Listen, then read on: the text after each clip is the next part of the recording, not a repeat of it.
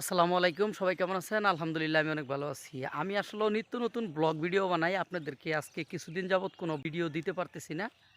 আজকে হঠাৎ আমাদের এলাকায় দেখেন কত সুন্দর প্রাকৃতিক দৃশ্য। সেখানে এক বড় ভাই পাতাকপি কাটতেছে। আমি সেখানে চলে আসলাম। তো আসলেও এখানে আসার উদ্দেশ্য হচ্ছে আমাদের অঞ্চলে পাতাকপি, ফুলকপি যেকোনো কাঁচামালের দাম একদম কমে গেছে।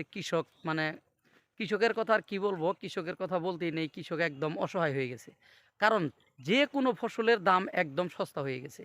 তাই আজকে যে বড় ভাই কপিগুলো কাটতেছে মানে সন্ধ্যাবেলা, কি কারণে এখন কপিগুলো কাটতেছে আমি তার সাথে কথা বলবো। আপনারা আমাদের সম্পূর্ণ ভিডিওর সাথে থাকুন। ইনশাআল্লাহ আমি বিস্তারিত জানাবো আপনাদেরকে। আপনারা দেখতে পাচ্ছেন যে ভুট্টা ক্ষেতের পাশেই একটি পাতাকপি চাষ করা হয়েছে। এই বড় ভাই কপি কাটতেছে। আমি আমার ভাইয়ের কাছে আসলাম।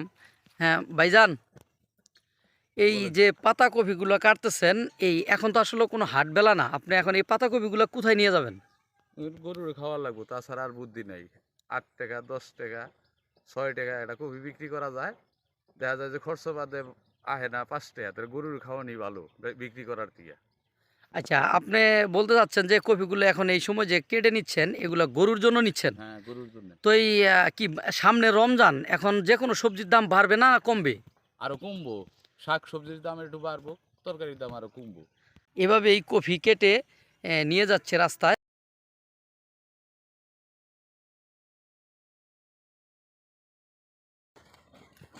পাতা নিতে, হ্যাঁ? হ্যাঁ, হ্যাঁ, সব ঘুরে লাগা 100 চাইছো আমার ফোন করছে ভাই কিছু কমাই আনো জানেন ফোন করছে এখন চলাচলি বোয়ালি হাট বাড়ি লোকের নাকি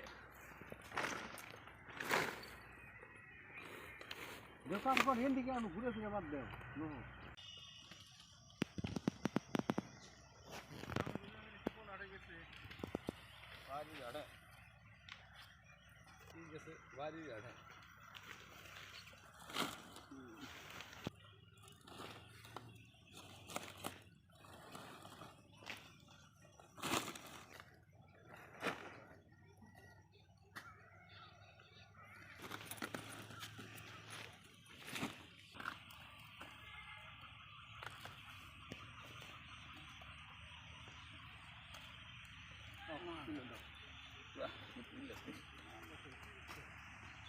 দেখলে আরো